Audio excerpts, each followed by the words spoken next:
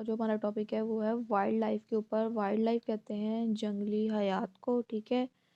Wild life के अंदर सारे जो किसी भी वाइल्ड एरिया के अंदर प्लांट्स की, एनिमल्स की जो स्पीशीज़ हैं, ठीक है, उनके नेचुरल हैबिटेट के अंदर, तो उनको हम कहते हैं कि ये हमारे पास वाइल्ड लाइफ है, ठीक है। और वाइल्ड लाइफ के अंदर जो प्लांट्स होते हैं वो नॉन कल्टीवेबल होते हैं, मतलब जिनको हम खुद काश्त नहीं कर सकते, खुद ग्रो नहीं करवा सकते, वो खुद ब खुद नेचुरली ग्रो करते हैं, ठीक है। उसके अलावा अगर हम फॉर एग्जांपल अब किसी शेर को घर ला के पालना शुरू कर दें तो वो वाइल्ड लाइफ नहीं होगी, जो उसका इन्वायरमेंट होगा। अगर वो अपने नेचुरल हैबिटेट के अंदर रह रहा है तब हम उसको कहेंगे कि ये वाइल्ड लाइफ है, ठीक है। अब वाइल्ड लाइफ के अंदर सारे एनिमल्स आ जाते हैं, बीज आ जाती हैं, बटरफ्लाइज आ जाती हैं।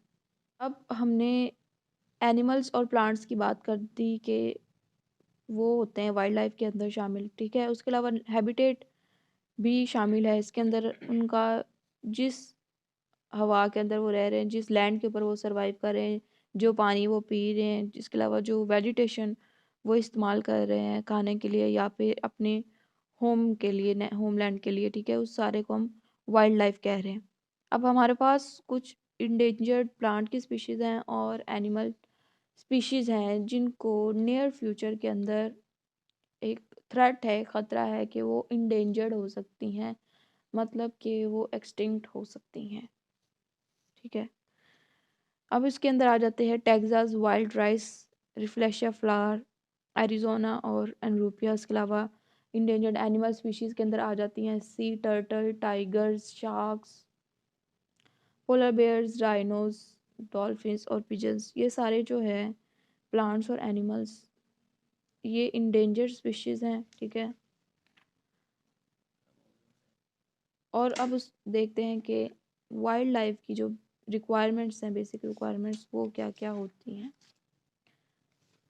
अब किसी भी प्लांट को या एनिमल को किसी भी जगह रहने के लिए, ठीक है, सबसे पहले तो फूड की ज़रूरत होती है। फूड जो है वो क्या है, बेसिक रिक्वायरमेंट है। खुराक के बगैर कोई भी चीज़ जो है, जानदार वो ज़िंदा नहीं रह सकता, क्योंकि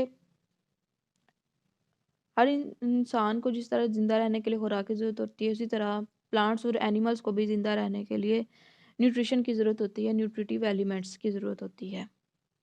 अब हर किसी की, हर ऑर्गेनिज्म की जो फूड की रिक्वायरमेंट है वो डिफरेंट है। फॉर एग्जांपल, अब कुछ जानवर जो है वो गोश्तखोर होते हैं, कुछ जानवर जो है वो प्लांट्स हर्बीवर्स होते हैं, ठीक है, प्लांट्स को ईट करते हैं। कोई चीज़ किसी के लिए एडिबल होती है तो वो दूसरे के लिए नॉन एडिबल होती है। जैसे हम लोग अब गोश्त खाते हैं लेकिन पका कर खाते हैं, लेकिन जो जानवर है वो गोश्त को कच्चा ही कंज्यूम कर लेते हैं। इसके अलावा वाटर, वाटर भी जो है बेसिक रिक्वायरमेंट है। ये ऑर्गेनिजम्स का ऑलमोस्ट 60 to 70% बनाता है, ठीक है। और सेल्स का भी मेन पार्ट है वाटर, ठीक है। अब डिफरेंट एक्टिविटीज़ के लिए, डिफरेंट मेटाबॉलिक एक्टिविटीज़ के लिए जो वाटर है उसकी अवेलेबिलिटी ज़रूरी है, ठीक है जी। उसके अलावा शेल्टर, शेल्टर कहते हैं पनाहगाह को, ठीक है। शेल्टर कहते हैं पनाहगाह को जिसके अंदर कोई भी एनिमल जो है वो सरवाइव करता है, रहता है, ठीक है, वहाँ पे अपने आप को सेव करने के लिए वो उसकी शेल्टर है। अब शेल्टर को दो हिस्सों में डिवाइड किया गया है, एक कवर और दूसरा स्पेस। सबसे पहले कवर, कवर की बात करते हैं। कवर, कवर कहते हैं कि उस वेजिटेशन को या फिर प्लांट्स को, ठीक है, जो कि सेव करते हैं एनिमल्स को, डिफरेंट फैक्टर्स के लिए उनको प्रोवाइड करते हैं, सेफ्टी के लिए सेफ्टी प्रोवाइड करते हैं, ठीक है, शेड प्रोवाइड करते हैं और एडवर्स इन्वायरमेंटल इफ़ेक्ट से बचाते हैं। जैसे कि जो खेत हैं वहाँ पे अक्सर जो खरगोश वगैरह है, नेवले वगैरह है, वो वहाँ पे जाके सरवाइव करते हैं, वहाँ पे छुप जाते हैं दूसरे जानवरों से बचने के लिए। तो इसी तरह जो कैट्स वगैरह हैं वो भी क्रॉप्स के अंदर जो है वो छुप जाती हैं, काफ़ी ज़्यादा एनिमल जो है वो वहाँ पे क्रॉप्स को अपना एक होमलैंड बना लेते हैं, हैबिटेट बना लेते हैं। उसके अलावा स्पेस चाहिए होती है, जगह चाहिए होती है। जानवर जो हमेशा जहाँ पे भी रखे जाते हैं वहाँ पे ये ख्याल रखा जाता है कि चाहे डोमेस्टिक एनिमल्स हो चाहे वो वाइल्ड लाइफ हो, उनको हमेशा रहने के लिए खुली जगह चाहिए होती है। ठीक है, स्पेस के बगैर जो एनिमल्स हैं वो सरवाइव नहीं कर सकते। ठीक है, ये करेक्टरिस्टिक है उनके हैबिटेट की। अगर उनके पास सफिशेंट स्पेस ना हो तो जो एनिमल्स हैं उनके अंदर बहुत ज़्यादा चेंजेस आते हैं। ठीक है, वो उनको स्ट्रेस लेवल उनका इंक्रीज हो जाता है। ठीक है, उनके इसके अलावा जो डिजीज़ेज़ है, जब कोई भी एनिमल स्ट्रेस का शिकार होगा तो उसका इम्यून सिस्टम वीक हो जाएगा। जब इम्यून सिस्टम वीक हो जाएगा तो डिजीज़ेज़ जो है वो जल्दी उस पे अटैक करेंगी और इसकी वजह से जो मीटिंग के प्रोसेसेस हैं उनके अंदर भी चेंजेस आएंगे। और अगर उनको प्रॉपर सप्लाई नहीं मिल रही फूड की या वाटर की या स्पेस नहीं मिल रही तो भी उनके अंदर बिहेवियरल और फिजिकल चेंजेस जो हैं वो अपीयर होना शुरू हो जाएंगे। फैक्टर्स हैं जो कि अफेक्ट करते हैं वाइल्ड लाइफ को। अब एनिमल्स और प्लांट्स का इंटरेक्शन होता है अपने लिविंग इन्वायरमेंट से भी और नॉन लिविंग इन्वायरमेंट से भी। जो लिविंग है उनको कहते हैं बायोटिक फैक्टर्स और ए बायोटिक फैक्टर्स जिनको हम कहते हैं नॉन लिविंग फैक्टर्स। सबसे पहले बायोटिक फैक्टर्स, इनके अंदर लाइफ फॉर्म्स आ जाती हैं जैसे कि प्लांट्स, एनिमल्स, माइक्रो ऑर्गेनिजम्स। ठीक है, जो कि ज़िंदा हैं, जिनके अंदर लाइफ मौजूद है। ये जो फैक्टर्स हैं, ये लाइफ फॉर्म जो हैं ये आपस में इंटरेक्ट करती हैं, इनका इंटर रिलेशनशिप है। अब ये एक स्पीशीज़ के साथ, सेम स्पीशीज़ के साथ भी इंटरेक्ट करती हैं और डिफरेंट स्पीशीज़ के साथ भी इनका इंटरेक्शन है। ठीक है, डिफरेंट पॉपुलेशन से भी इसी तरह और फिर डिफरेंट कम्युनिटी से भी। फिर एक इकोसिस्टम के अंदर जो ऑर्गेनिजम्स हैं वो सारे के सारे एक दूसरे के साथ इंटरलिंक्ड हैं, क्योंकि एक फूड चेन के अंदर सबसे पहले प्रोड्यूसर्स आते हैं। अब प्रोड्यूसर्स के ऊपर डिपेंडेंट हैं कंज्यूमर्स। ठीक है, सबसे पहले प्राइमरी कंज्यूमर्स, फिर प्राइमरी कंज्यूमर्स के ऊपर सेकेंडरी कंज्यूमर्स डिपेंड करते हैं, फिर टर्शरी कंज्यूमर्स, इन सब के ऊपर डिपेंड करते हैं। ठीक है, डिकम्पोजर्स की बात आती है, वो जब एनिमल्स या प्लांट्स की डेथ हो जाती है तो उनको डिकम्पोज जो है वो करना शुरू कर देते हैं और वहाँ से अपना ऑर्गेनिक मटेरियल है वो हासिल करते हैं। उसके बाद बात करते हैं ए बायोटिक फैक्टर्स की या फिर फिजिकल फैक्टर्स की। ए बायोटिक फैक्टर्स के अंदर सबसे पहले हमारे पास आती है सॉइल, जिसके अंदर कोई भी प्लांट ग्रो करता है या जिसके ऊपर एनिमल जो है वो चल फिर रहे हैं, उसको इस्तेमाल कर रहे हैं। अब सॉइल प्रोड्यूस कैसे होती है? जब रॉक्स की ब्रेक डाउन होती है, वेदरिंग का प्रोसेस होता है मैकेनिकल ग्राइंडिंग से या फिर फिजिकल वेदरिंग से, तो रॉक के जो पीसीज हैं वो माइन्यूट फॉर्म के अंदर आ जाते हैं, फिर उसकी वजह से जो सॉइल है वो बनती है। अब सॉइल के अंदर सारी की सारी इसेंशियल चीज़ें होती है, इसके अंदर ऑर्गेनिक मटेरियल भी होता है। ठीक है, इसके अंदर मॉइस्चर भी होता है प्लांट्स के सर्वाइवल के लिए। इसके अलावा प्लांट्स की ग्रोथ के लिए जितनी भी चीज़ें रिक्वायर है, इसेंशियल एलिमेंट्स जो हैं वो चाहिए होते हैं, वो भी इसके अंदर प्रेजेंट होते हैं। उसके अलावा गैसेस वो भी प्रेजेंट हैं सॉइल के अंदर। ठीक है, सॉइल जो है लाइफ की सस्टेनेबिलिटी के लिए काफ़ी ज़्यादा इम्पॉर्टेंट है। और जो एनिमल्स हैं, माइक्रो ऑर्गेनिजम्स हैं, जैसे कि वो भी सॉइल से न्यूट्रिशन जो है वो ले रहे हैं। एनिमल्स की बात करें तो जैसे कि स्नेल है, वो एक ऐसी सॉइल के ऊपर जो रहना पसंद करता है जो कैल्शियम रिच हो। फिर उस क्योंकि जो उसका शेल है उसके बनने के लिए कैल्शियम जो है वो बेसिक कंपोनेंट है। उसके अलावा जो गुड सॉइल होती है उसके ऊपर जो वेजिटेशन होती है वो भी हरी भरी होगी। ठीक है, उसकी जो अमाउंट है वो भी लग्जूरियंट होगी। ठीक है, उसके अंदर न्यूट्रिशन जो कंपोनेंट है, जो न्यूट्रिशनल वैल्यू है वो भी उसकी ज़्यादा होगी। और हर्बीवर भी इस तरह की सॉइल के ऊपर ज़्यादा अट्रैक्ट होते हैं जिसके ऊपर जो है वो प्लांट्स की अमाउंट वो अच्छी खासी है। उसके बाद लाइट, लाइट भी एक इम्पॉर्टेंट फैक्टर है जो कि ग्रोथ को इन्फ्लुएंस करती है। ठीक है, सबसे पहले इसके अंदर बात करें तो प्रोड्यूसर्स, हमारे जो प्लांट्स हैं उनको लाइट की बहुत ज़्यादा ज़रूरत होती है, क्योंकि उन्होंने लाइट की प्रेजेंस के अंदर अपनी फूड प्रिपेयर करनी होती है फोटोसिंथेसिस के ज़रिए। अब लाइट अगर कम होगी या उसकी इंटेंसिटी कम होगी या लाइट का जो दौरानिया है, ड्यूरेशन है, वो कम होगी, तो भी फोटोसिंथेसिस का प्रोसेस जो है वो अफेक्ट होगा। उसके अलावा डिफरेंट प्रोसेसेस जो हैं वो लाइट के ऊपर डिपेंड करते हैं, जैसे हाइबरनेशन वगैरह, ठीक है। उसके अलावा जो एम्फीबियंस, रेप्टाइल्स वगैरह है, ये पानी से निकल कर जब बाहर आते हैं तब भी इनको लाइट की ज़रूरत होती है। फिर उसके अलावा लाइट जो है वो इन्फ्लुएंस करती है एनिमल्स की ग्रोथ को, ग्रोथ रेट को, ठीक है, और मेटाबॉलिक एक्टिविटीज़ को। फिर उसके अलावा जो लाइट है वो इसेंशियल है बर्ड्स के अंदर, मैमल्स के अंदर, ठीक है, उनकी जो डिफरेंट एक्टिविटीज़ हैं जैसे सेक्सुअल एक्टिविटीज़, उनके लिए भी लाइट की ज़रूरत होती है। अब लाइट जो है वो अफेक्ट करती है ऑर्गेनिजम्स के डिफरेंट प्रोसेसेस को, ठीक है, उनके मेटाबॉलिक रेट को, उनकी डिफरेंट एक्टिविटीज़ को, उसके अलावा ग्रोथ ऑफ एनिमल्स को। फिर हम टेम्परेचर की बात करते हैं। अब टेम्परेचर जो है वो वो बहुत ज़्यादा ज़रूरी फिज़िकल फैक्टर है वेरियस एक्टिविटीज़ के लिए, जैसे रिप्रोडक्शन के लिए, एम्ब्रियोनिक डेवलपमेंट के लिए, माइग्रेशन के लिए, ठीक। ये सारी एक्टिविटीज़ के लिए टेम्परेचर जो है वो बहुत ज़्यादा ज़रूरी है। फिर हम देखते हैं कि वाइल्ड लाइफ की इम्पोर्टेंस क्या है, वाइल्ड लाइफ जो है वो क्यों ज़रूरी है।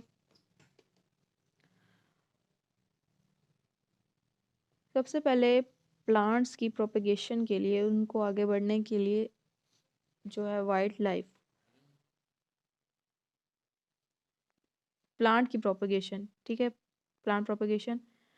अब बहुत से प्लांट्स के अंदर क्या होता है, पोलिनेशन जो होती है वाइल्ड एनिमल्स के ज़रिए होती है, जैसे कि बर्ड्स, उनके जो बॉडी के ऊपर कोई भी पोलन वगैरह स्टिक कर गया, वो एक जगह से मूव करेंगे दूसरी जगह पर, ठीक है। डॉग्स वगैरह, उनकी जो है स्किन के साथ पोलन्स अटैच हो जाते हैं, फिर वो उनकी माइग्रेशन होती है पोलन्स की, वो एक जगह से दूसरी जगह जाते हैं।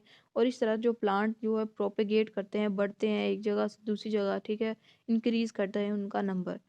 फिर क्लीनिंग ऑफ इन्वायरमेंट, इन्वायरमेंट के क्लीनिंग के लिए। अब किसी भी ऑर्गेनिज्म की डेथ हो गई है तो वहाँ पे क्या होगा, जो स्कैवेंजर्स जो हैं, जो गोश्तखोर होते हैं, जैसे ईगल्स वगैरह, वो वहाँ पे आके उस ऑर्गेनिज्म को खाना शुरू कर देंगे। फिर जो डिकम्पोजर्स हैं और इंसेक्ट्स हैं, वो मज़ीद वहाँ से जो वेस्ट मटेरियल पड़ा होगा उसको वहाँ से क्लीन करना शुरू कर देंगे, उसको कंज्यूम कर लेंगे। इस तरह जो है वो इन्वायरमेंट की क्लीनिंग होती है, क्योंकि ये सारी फूड चेन जो है वो चल रही है इस तरह से। फिर साइंटिफिक इम्पोर्टेंस, प्लांट्स और एनिमल्स रिसर्च के अंदर इम्पॉर्टेंट होते हैं, ठीक है, उनकी स्टडी करना वो इम्पोर्टेंट होता है, उनकी इंटरनल स्ट्रक्चर्स को, ठीक है, उनका इन्वायरमेंट के साथ relationship evolutionary point of view से देखा जाए तो इस सारी रिसर्च और स्टडी के लिए भी जो प्लांट्स और एनिमल्स हैं वो साइंटिफिकली इम्पोर्टेंट होते हैं। इसके अलावा वो सॉइल जो कटाव का शिकार हो रही है, ठीक है, जिसके अंदर दरारें वगैरह पड़ रही हैं, न्यूट्रिशंस उसके अंदर ज़्यादा नहीं है, ठीक है, न्यूट्रिएंट्स की कमी है, उसको क्या किया जा सकता है कि उसको प्रिवेंट किया जा सकता है प्लांट से, ठीक है। और अगर हम उसके अंदर लिटर मिक्स कर दें, फिर मूवमेंट हो उसके ऊपर वाइल्ड लाइफ की, ठीक है, फिर वो जो सॉइल की इरोजन है वो कम से कम हो सकती है, क्योंकि जब एनिमल्स मूव करते हैं तो वो एक जगह से कोई चीज़ दूसरी जगह ले जाते हैं, और फिर वो जो सारी है उसके अंदर सर्कुलेशन डिस्टर्बेंस शुरू हो जाएगी सॉइल के अंदर, जो एक क्रैक्स वगैरह पड़े हो गए थे वो सारे ठीक होना शुरू हो जाएंगे। उसके बाद इकोनॉमिक इम्पोर्टेंस देखी जाए प्लांट्स की और एनिमल्स की, वो बहुत ज़्यादा है। जैसे कि प्लांट्स जो हैं, सबसे पहले ट्रीज़, उनकी लकड़ी फर्नीचर वगैरह बनाने के लिए इस्तेमाल होती है, जलाने के लिए इस्तेमाल होती है। कॉटन प्लांट्स के अंदर से जो कॉटन निकलता है वो हमारे कपड़े वगैरह बनाने के लिए इस्तेमाल होती है। प्लांट्स एनिमल्स की जो स्किन है, ठीक है, उसके से जैकेट्स वगैरह बनती हैं, लेदर है उससे शूज़ वगैरह बनते हैं। तो ये सारी इकोनॉमिक इम्पोर्टेंस हैं प्लांट्स और एनिमल्स की। इसके अलावा इकोलॉजिकल बैलेंस इकोसिस्टम को मेंटेन रखने के लिए भी प्लांट्स और एनिमल्स की ज़रूरत होती है। अगर किसी नेचुरल इन्वायरमेंट के अंदर प्लांट्स नहीं हैं, एनिमल्स ही एनिमल्स हैं, तो वो अपनी फूड कहाँ से हासिल करेंगे? प्रोड्यूसर्स ही नहीं हैं, तो बेसिक जो है फूड चेन जो है वो कैसे चलेगी? एनर्जी का फ्लो नहीं हो पाएगा। फिर उसके बाद हमारे पास बहुत से नेचुरल साइकिल्स हैं, जैसे कार्बन साइकिल, नाइट्रोजन साइकिल। ये सारे जो है प्लांट्स और एनिमल्स इनके कंप्लीट होने की वजह से पूरे होते हैं। उसके बाद मेडिसिन्स जो हैं, बहुत सारी मेडिसिन्स जो हैं वो प्लांट्स से एक्सट्रैक्ट की जाती हैं, ठीक है। एंटीबायोटिक्स वगैरह जो है वो माइक्रो ऑर्गेनिज्म से प्रोड्यूस की जाती हैं। उसके अलावा जो क्विनीन है, ठीक है, वो सिनकोना बाग, लकड़ी की छाल, वहाँ से प्रोड्यूस की जाती है, ठीक है। इसके अलावा जो प्लांट्स हैं वो एक सोर्स हैं रिच बायोडाइवर्सिटी का। बायोडाइवर्सिटी कहते हैं वैरायटी ऑफ प्लांट्स और एनिमल्स, ठीक है। ये हमें, अगर हमारे पास वैरायटी नहीं होगी, ठीक है, तो जो प्लांट्स की जो स्पीशीज़ हैं वो कम होना शुरू हो जाएंगी। अगर उनको नेचुरल हैबिटेट नहीं मिलेगा या फिर बेसिक रिक्वायरमेंट्स नहीं मिलेंगी, फिर जो साइंटिस्ट और रिसर्चर्स जो हैं उनकी जो वर्किंग है वो भी कम हो जाएगी। फिर उसके बाद रिक्रिएशन, सैरो तफरी के लिए भी हमें प्लांट्स जो है वो चाहिए होते हैं, क्योंकि हम पार्क्स वगैरह में जाते हैं, वहाँ पे डिफरेंट काइंड्स ऑफ फ्लावर्स होते हैं, प्लांट्स होते हैं ब्यूटीफुल कलर्स वाले, क्योंकि उनको ग्रो करवाया जाता है। इसके अलावा ज़ू वगैरह जो हैं वहाँ पे भी जो एनिमल्स हैं उनको रखा जाता है, क्योंकि वो अट्रैक्ट करते हैं देखने वालों को भी। फिर उसके बाद लाइवलीहुड, इंडिविजुअल्स की रोज़ी वगैरह कमाने के लिए बहुत से जो लोग हैं वो डिपेंडेंट होते हैं इन चीज़ों के ऊपर, ठीक है, कि वो अपनी जो रोज़ी है वो प्लांट से या एनिमल से कमाते हैं। जैसे कुछ जिन्होंने नर्सरी वगैरह बनाई होती है वो प्लांट्स की सेलिंग से अपना गुजारा कर रहे होते हैं। उसके अलावा क्रॉप्स जो है, अब बहुत से लोग ऐसे हैं जिनका जो पेशा है वो ज़राअत है। वो फसल तैयार होगी पक के, फिर उसके बाद उसको बेचेंगे, फिर ही उनके घर में जो है वो पैसे आते हैं। तो ये ज़राअत का जो शोबा है उससे काफ़ी ज़्यादा लोग हमारे मुल्क के अंदर मुंसलिक हैं। उसके अलावा एस्थेटिकल वैल्यू, अगर खूबसूरती की बात की जाए, प्लांट्स जो हैं वो किसी भी नेचुरल इन्वायरमेंट के अंदर खूबसूरती वो पैदा करते हैं। एस्थेटिक वैल्यू जो है वो इंक्रीज़ हो जाती है उस जगह की जहाँ पे plants, different kinds of plants होते हैं, और वैसे भी ये एक पुरसकून सा माहौल जो है वो क्रिएट करते हैं। इसके अलावा सोशो कल्चरल वैल्यूज़ के लिए भी प्लांट्स और एनिमल्स जो हैं वो इम्पॉर्टेंट है। जैसे तुलसी का पौधा हिंदू कम्युनिटी के अंदर उसको, उसकी पूजा की जाती है। जो काऊ है उसको वो कहते हैं गौ माता है, वो उसकी पूजा करते हैं। इसके अलावा जो ईगल्स वगैरह हैं उनको अमेरिकन कल्चर के अंदर मुकद्दस माना जाता है। इसके अलावा experimental animals, monkeys, rabbits, rats, इनको डिफरेंट एक्सपेरिमेंट्स के अंदर यूज़ किया जाता है। एक्सपेरिमेंट के अंदर साइंटिस्ट जो हैं अपनी रिसर्च के लिए ह्यूमंस को यूज़ नहीं कर सकते, इसीलिए एनिमल्स को यूज़ कर लेते हैं और उनके ऊपर अपने डिफरेंट एक्सपेरिमेंट्स जो हैं वो परफॉर्म करते हैं। अब हमने वाइल्ड लाइफ को कंजर्व करना है, प्रोटेक्ट करना है, बचाना है, क्योंकि डे बाय डे जो इंडेंजर्ड स्पीशीज़ हैं प्लांट्स और एनिमल्स की वो इंक्रीज़ हो रही हैं।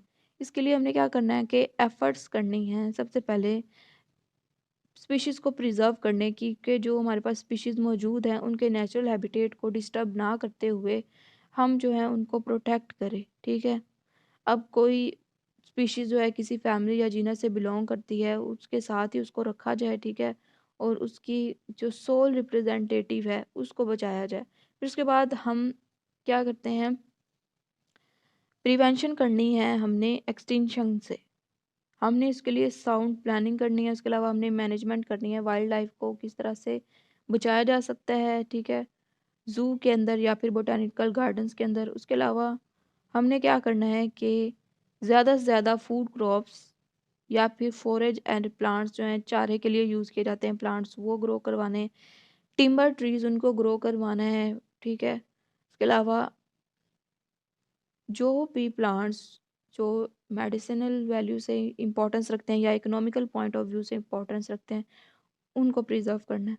फिर उसके बाद हैबिटेट प्रोटेक्शन, हैबिटेट सेफगार्ड। हमने क्या करना है कि एनिमल्स का जो नेचुरल हैबिटेट है उसको बचाने की कोशिश करनी है कि वो ख़राब ना हो, वो डिस्टर्ब ना हो। फिर उसके बाद इंटरनेशनली जो एनिमल की ट्रेडिंग की जाती है, वाइल्ड प्लांट्स की और एनिमल्स की, उसको प्रॉपर रूल्स और रेगुलेशन के साथ की जाए। मतलब कि जो इलीगल स्मगलिंग जो है प्लांट्स की या एनिमल्स की, वो ना की जाए। जो हमारे पास नायाब पौधे या फिर जानवर हैं, उनकी स्मगलिंग को रोका जा सके। फिर उसके अलावा जो माइग्रेटरी बर्ड्स होते हैं या एनिमल्स होते हैं, उनकी प्रोटेक्शन के लिए भी एक जो है कमेटी बनाई जाए या फिर प्लानिंग की जाए कि उनको किस तरह से हमने सेफ रखना है। उसके अलावा जो फीडिंग प्लेसेस हैं माइग्रेटरी बर्ड्स की, उनको भी प्रोटेक्ट किया जाए। यह था हमारा आज का टॉपिक, वाइल्ड लाइफ का, उसकी इम्पोर्टेंस, उनकी रिक्वायरमेंट्स और किस तरह से कंजर्वेशन की जा सकती है वाइल्ड लाइफ की।